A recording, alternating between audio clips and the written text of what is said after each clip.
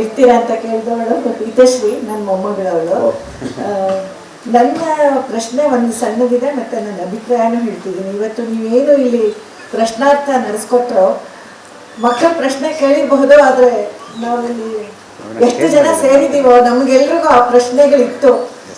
ಆ ಪ್ರಶ್ನೆಗಳಿಗೆ ನೀವು ತುಂಬ ಸಮರ್ಪಕವಾದ ಉತ್ತರಗಳನ್ನು ಕೊಟ್ಟು ನಮ್ಮ ಜ್ಞಾನ ಕೂಡ ಹೆಚ್ಚಿದ್ರಿ ಅಂತ ನನಗೆ ಅನಿಸುತ್ತೆ. ಅದಕ್ಕೆ ನಿಮ್ಮೆಲ್ಲರೂ ಒಪ್ಪಿಗೆ ಇದೆ ಅಂತ ಅನ್ಕೋತೀನಿ. ನಾನು ಪ್ರತಿ ವಾರ ನ್ಯೂಸ್ ಅವರ್ ಸ್ಪೆಷಲ್ ಅಂತ ಒಂದು ಪ್ರೋಗ್ರಾಮ್ ಮಾಡ್ತೀನಿ. ಒಬ್ಬ ಅತಿಥಿ ಬಂದಿರ್ತಾರೆ, ಅವ್ರ ಎದುರಿಗೆ ಒಂದು 15-20 ಜನ ಪ್ರಶ್ನೆ ಕೇಳಿರ್ತಾರೆ, ನಾನು ಹೋಸ್ಟ್ ಮಾಡ್ತೀನಿ ಆ ಶೋನ.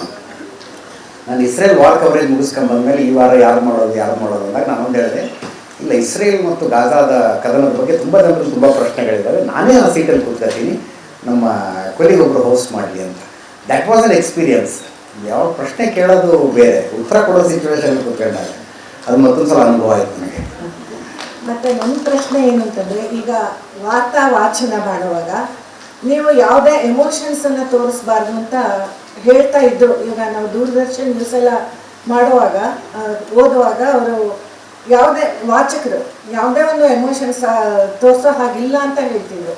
ಅಂದರೆ ಇವಾಗ ಯಾವುದೋ ಒಂದು ಆಕ್ಸಿಡೆಂಟ್ ಆಗಿರುತ್ತೆ, ಅದರೊಳಗೆ ಅವ್ರ ಮನೆಯವ್ರಿಗೆ ಏನೋ ಅಪಾಯ ಆಗಿರುತ್ತೆ, ಅಂಥ ಒಂದು ಸಿಚುವೇಶನ್ ಅವ್ರಿಗೂ ಗೊತ್ತಿರೋದಿಲ್ಲ. ಅವಾಗ ನ್ಯೂಸ್ ಬರ್ತಾ ಇರುತ್ತಲ್ಲ, ತಕ್ಷಣದ ನ್ಯೂಸ್ ಬರುವಾಗ ಆ ಒಂದು ಸಿಚುವೇಶನನ್ನು ಅವರು ಹೇಗೆ ಎದುರಿಸ್ಬೋದು, ನಿರ್ವಿಕಾರವಾಗಿ ಅವ್ರು ಇರೋಕ್ಕಾಗುತ್ತಾ, ಆ ಥರದ್ದೊಂದು ಸಿಚುವೇಶನ್. ಮೇಡಮ್, ಆ ಥರದ ರೂಲ್ ಯಾರು ಮಾಡಿದ್ರು, ಯಾಕೆ ಮಾಡಿದ್ರು ನನಗಂತೂ ಗೊತ್ತಿಲ್ಲ.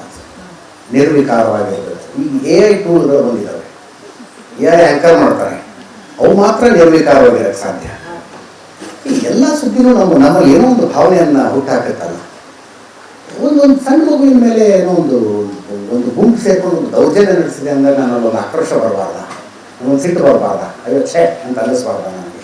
ಮತ್ತು ಅನಿಸಿದ್ದು ನನ್ನ ಕ್ಯಾಮ್ರಾದಲ್ಲಿ ಕಾಣಿಸ್ಬಾರ್ದು ಅಂತಂದರೆ ಈ ಥರದ ರೂಲ್ಗಳನ್ನು ಅದು ಯಾರು ಮಾಡಿದ್ರು, ಯಾಕೆ ಮಾಡಿದ್ರು ನನಗೆ ದೇವರಣೆಗೂ ಗೊತ್ತಿಲ್ಲ. ಮತ್ತು ಆ ರೂಲ್ಗಳನ್ನು ನಾನು ಒಪ್ಪೋದಿಲ್ಲ. ಬೇಸಿಕಲಿ ರೂಲ್ ಬ್ರೇಕ್ ಮಾಡೋದು ನನಗೆ ಭಾಳ ಇಷ್ಟ.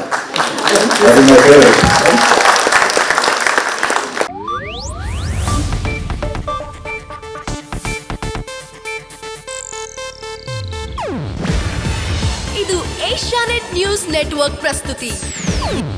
ನೀವು ನೋಡ್ತಿದ್ದೀರಾ ಏಷ್ಯಾನೆಟ್ ಸುವರ್ಣ ನ್ಯೂಸ್.